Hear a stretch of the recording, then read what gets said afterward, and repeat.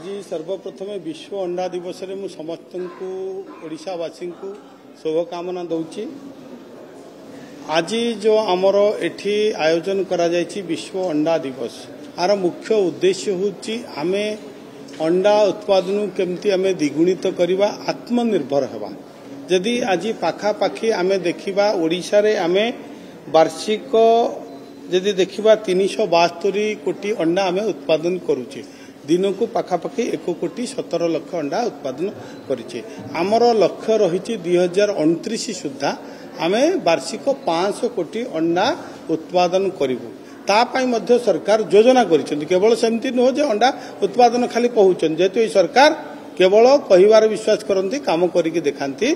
तापाई आमे मुख्यमंत्री कृषि उद्योग योजना करिचु जो थिरे 1 कोटी टंका पर्यंत जो माने जो लेयर बा बॉयलर फार्म करिवे 1 कोटी टंका पर्यंत संपूर्ण मागणा सब्सिडी देवार व्यवस्था रही एवं वर्तमान ग्रामांचल अर्थनीति को अभिवृद्धि करने पाई लोकंकर आय को द्विगुणित करने पाई चाष सहित पशुपालन व्यवस्था कर। आज कुकुड़ा पालन पाई 1,000 कुकुड़ा ठू आरंभ कर 5,000 पर्यंत कुकुड़ा जो दि जाउची जो 32 लाख टंका पर्यंत तार सब्सिडी दाम रही 32 लाख पर्यंत एवं 50 ରୁ 60% सब्सिडी मध्य देवाको व्यवस्था जा फल जे आज अनेक युवक युवती माने एवं ग्रामर साधारण महिला माने एई दिगरे आगे आसुचंती एवं आत्मनिर्भर होबा पई सरकार मध्य योजना करिसंती। तेणु आमर मूल लक्ष्य होची ग्रामांचल अर्थनैतिक विकास करिवा अंडा उत्पादन रे ओडिशा को आमे सेल्फ सफिशिएंट करिवा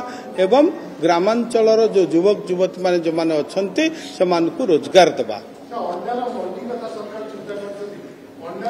निश्चित भाव में अंडा किपरि भाव में जो माने उत्पादन हम किपरि बिक्री करा जीवो मार्केटिंग करा जीवो वैल्यू एडिशन करा जीवो सेही दिगरे मध्य सरकार चिंता करछन। आज देखिबे एमडीएम मिल कथा कहतु आज स्कूल जो पिलानकर भोजन पुष्टिकर खाद्य पाई अंडार व्यवहार करायाउची अंगनवाड़ी रे मध्य अंडार व्यवहार करायाउची जेतु सुस्थ एक विकसित समाज पाई सुस्थ विकसित नागरिकर आवश्यक रही। तेणु आजिर शिशु कालीर भविष्यत तेणु सेमानकर मध्य मानसिक विकसित पाई एवं शारीरिक विकास पाई सरकार मध्य आज अंडा जो माने जो खाद्य रूप में व्यवहार करने पाई सरकार सहयोग कर। निश्चित भाव में 24 वर्ष जहाँ है नथिला एई सरकार ताटू अधिक योजना करिसंती।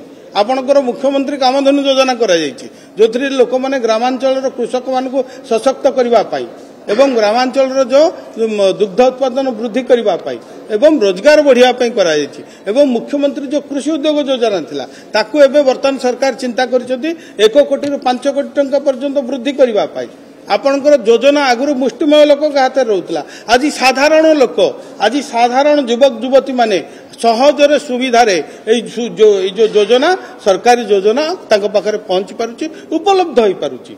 तेणु 25-24 वर्षर कथा जो इतिहास कथा आप पचारतु ये पचारे असुविधा हम से कौन करते के माने जो मैंने अंडा फार्म करते कुकुड़ा फार्म आप देखी आसतु गाँव कौ मैंने बड़ बड़ मुष्टिमय लोक राजनीतिक लोक करते साधारण लोक पाखे योजना पहुंची पार नाला।